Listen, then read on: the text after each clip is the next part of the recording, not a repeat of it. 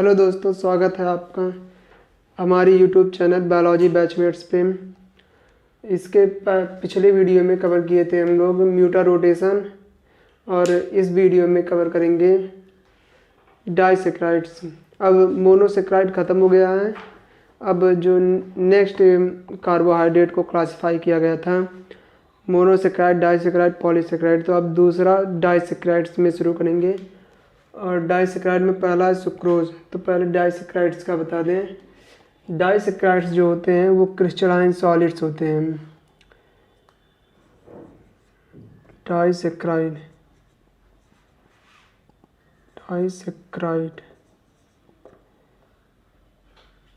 Crystalline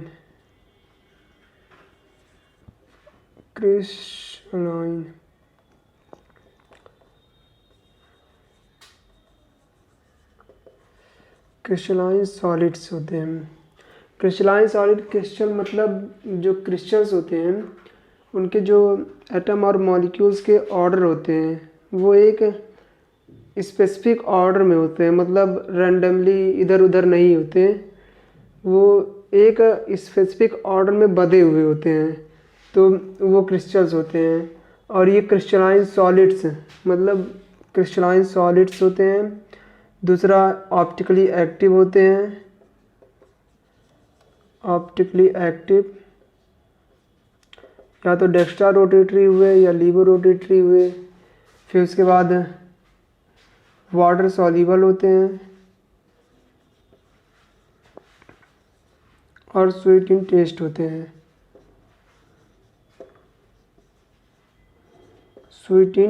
होते हैं। Crystalline solid, optically active, water soluble और स्वीट इन टेस्ट, पहला, दूसरा, तीसरा और चौथा। फिर उसके बाद पहला है सुक्रोज। डाइसेक्राइड्स में पहला सुक्रोज हम लोग को पढ़ना है। सुक्रोज जो होता है क्रिस्टलाइन सॉलिड होता है। सुक्रोज को टेबल शुगर भी कहा जाता है। टेबल शुगर यानी चीनी में पाया जाता है सुक्रोज। और क्रिस्टलाइन सॉलिड होता है। ऑप्टिकल एक्टिव कंपाउंड में देखें तो ये डेक्स्ट्रा रोटेटरी होता है। Dextrorotatory. फिर उसके बाद वाटर सॉल्युबल होता है, ज़्यादा जान रहे, चीनी वाटर सॉल्युबल होता है और स्वीट इन टेस्ट होता है। फिर उसके बाद पाया कहाँ कहा जाता है, केन शुगर यानी गन्ना, मोलासेस, हिंदी में गुड़ भी कहते हैं। मोलासेस यही गन्ने के जूस को बॉयल करके उसमें 45 से 1 घंटा बॉयल करेंगे तो फिर वो थिक लिक्विड फॉर्म करता है, उसी को मोलासेस कहते हैं हम। और उसके बाद है शुगर बीट यानी मीठा चुकंदर।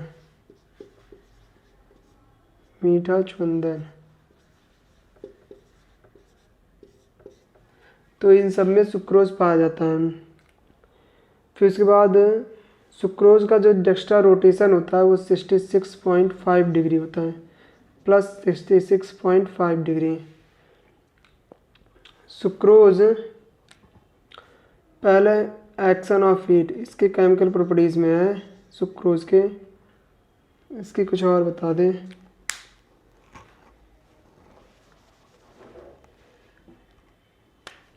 सुक्रोज एक नॉन रिड्यूसिंग शुगर है।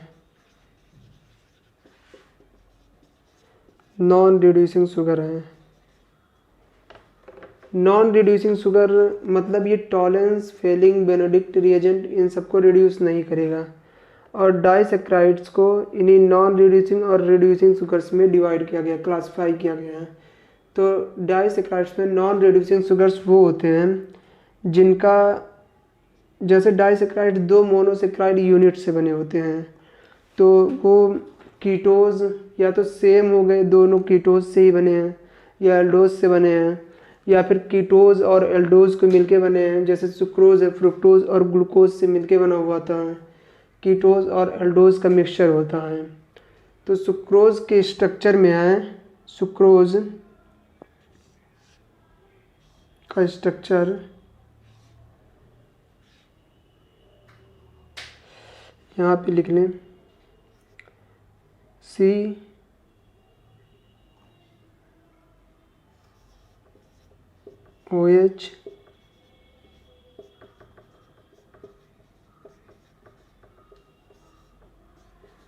CH2H alpha D plus glucopyranose मिलके, इसको थोड़ा ऊपर बनाना पड़ेगा, अल्फा डी प्लस ग्लूकोपार्नोज और beta D negative fructofuranose CH2OH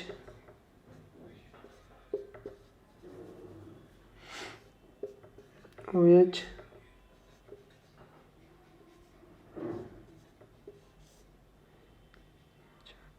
fifth carbon पे अल्फा डी प्लस ग्लूकोपार्नोज और beta D negative fructofuranose structure मिलके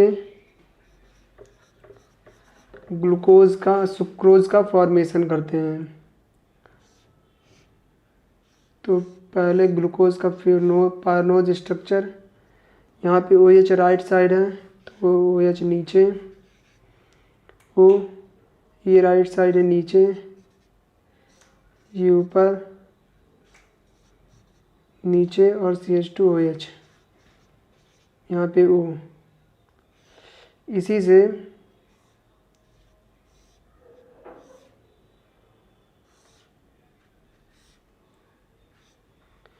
ये फर्स्ट कार्बन का ये OH, यहाँ पे CH2OH, ये लेफ्ट साइड तो ऊपर नीचे और ये हो गया CH2OH। तो मतलब ये फर्स्ट कार्बन दोनों के जुड़े हुए होते हैं। तो रिड्यूसिंग शुगर होने के लिए इनमें से या तो CO ग्रुप का जो फर्स्ट कार्बन है या इसका, या तो ग्लूकोज का या कीटोज का, ये जो कार्बोनिल ग्रुप है वो फ्री होना चाहिए। तो ऐसे डाइसैकराइड जिनमें कार्बोनिल ग्रुप या तो पहले में या दूसरे में किसी में फ्री हो वो रिड्यूसिंग होते हैं। जैसे माल्टोज में देखे होंगे तो माल्टोज में माल्टोज 2 ग्लूकोज यूनिट से मिलके बना होता है, 2 मोनोसैकराइड यूनिट 2 ग्लूकोज से। तो उसमें एक ग्लूकोज का जो कार्बोनिल ग्रुप है वो फ्री होता है। रिड्यूसिंग शुगर होने के लिए यहाँ पे कार्बोनिल ग्रुप या तो एक मोनोसैकराइड यूनिट का कार्बोनिल ग्रुप फ्री होना चाहिए। तो यहाँ पे दोनों मिलके ये ग्लाइकोसिडिक बॉन्ड बना के सुक्रोज का फॉर्मेशन करते हैं। यहाँ पे ना तो यहाँ ये कार्बोनिल ग्रुप फ्री है और ना ही ये, तो इसलिए ये नॉन रिड्यूसिंग होता है। और नॉन रिड्यूसिंग होने के कारण ये म्यूटा रोटेशन में भी नहीं जाता, म्यूटा रोटेशन भी नहीं करता, क्योंकि म्यूटा रोटेशन के लिए भी एक CHO ग्रुप फ्री होना चाहिए, कार्बोनिल ग्रुप फ्री होना चाहिए और रिड्यूसिंग होना चाहिए।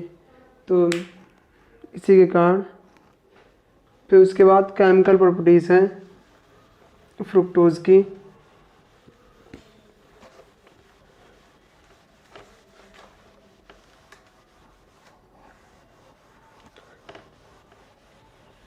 सुक्रोज केमिकल प्रॉपर्टीज, पहला action of heat, action of heat, इसका मेल्टिंग पॉइंट सुक्रोज का 180 डिग्री सेल्सियस होता है।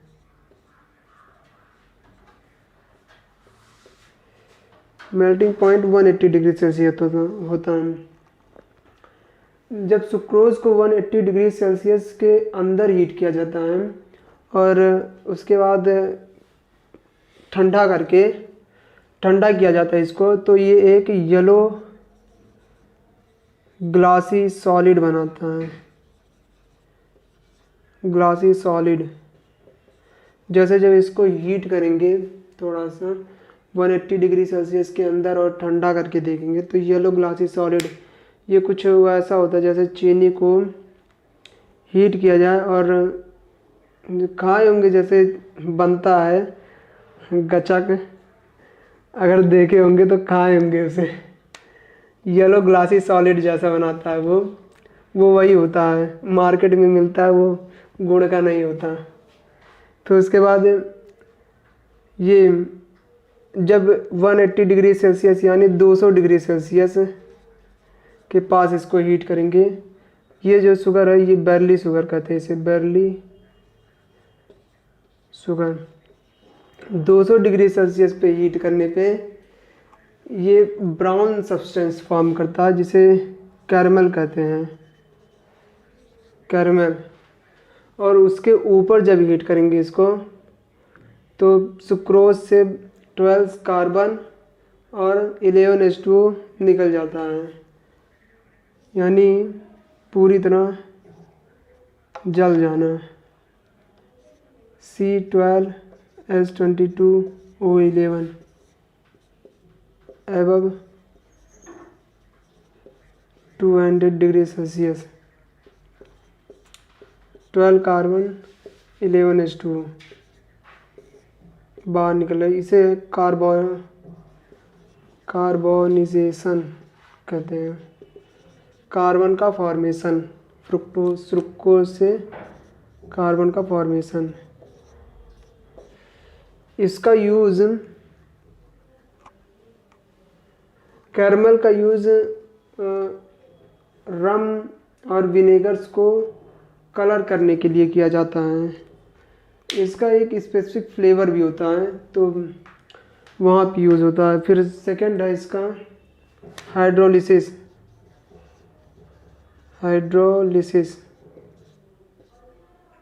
हाइड्रोलिसिस में C12H22O11 और एंजाइम,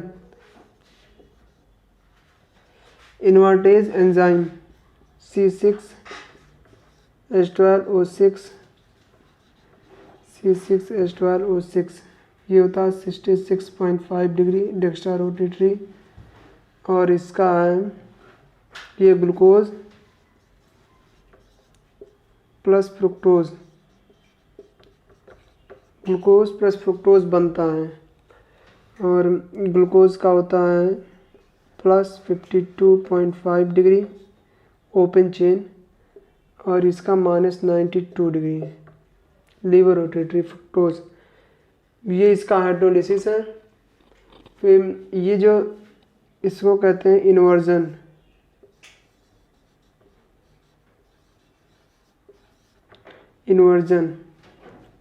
ये लगभग इसका जो मिक्सचर होता है वो -19 डिग्री के आसपास इसका रोटेशन होता है। इसका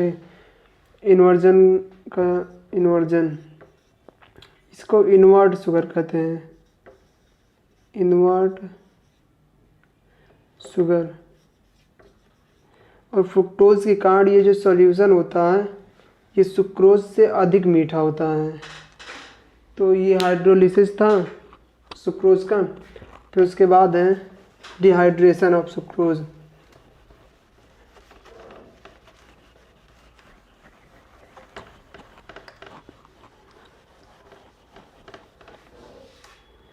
नेक्स्ट है डिहाइड्रेशन।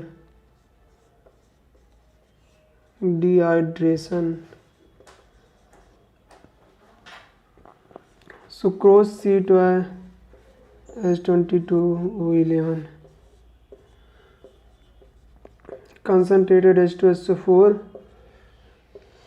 12 कार्बन और 11 H2O। ये जो कार्बन है ये H2SO4 से रिएक्ट करके CO2 प्लस H2O फॉर्म करता है। और ये कितना है 2 H2O, CO2 H2O और SO2 ये 2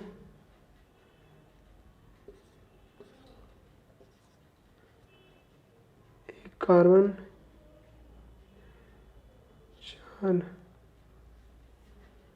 4 6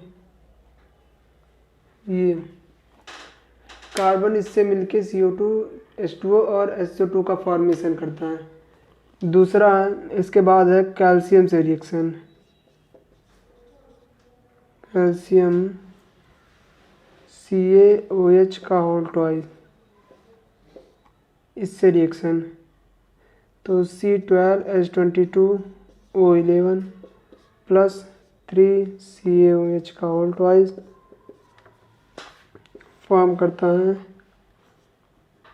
C12H22O11 3 CaO और प्लस 3 H2। फिर इसके बाद नेक्स्ट रिएक्शन है फर्मेंटेशन।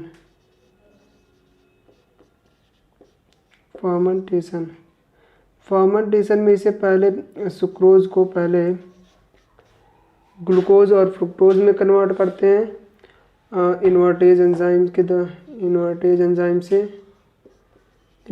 एंजाइम से ग्लूकोज और फ्रुक्टोज में कन्वर्ट करेंगे, इसमें बदले। और फिर उसके बाद ग्लूकोज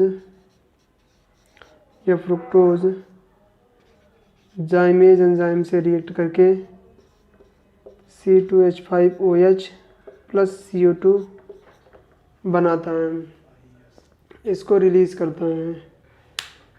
ये हो गया फर्मेंटेशन। और फिर उसके बाद लास्ट रिएक्शन है reaction with diluted H2SO4। Reaction रहने देते हैं, मिटा देते हैं इसे। Reaction with diluted HCl। पहले reaction with diluted HCl C12H22O11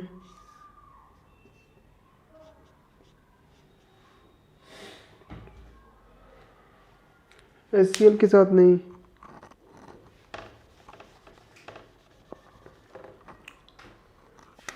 acetic anhydride.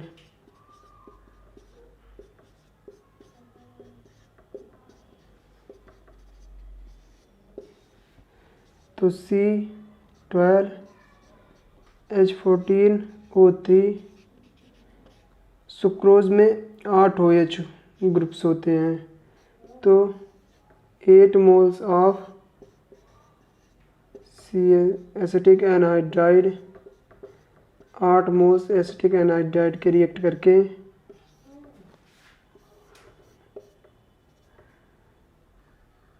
C12H14O3 OCOCH3 8 इसका फॉर्मेशन करते हैं। तो ये था केमिकल प्रॉपर्टीज ऑफ सुक्रोज। और ये सुक्रोज HCN हो गया, NH2OH हो गया और फेनिल हाइड्रोजन CH6H5 NH2 इन सब से रिएक्ट नहीं करता, क्योंकि इसका जो CHO ग्रुप है, CHO ग्रुप या फिर कहते कार्बोनिल ग्रुप, इसका फ्री नहीं होता, तो इसीलिए ये इनसे रिएक्शन नहीं देता इनसे रिएक्ट करके। तो केमिकल प्रॉपर्टीज़ था सुक्रोज का। फिर अगले वीडियो में माल्टोज का कवर करेंगे। और तब तक के लिए वीडियो अच्छी लगी तो लाइक सब्सक्राइब।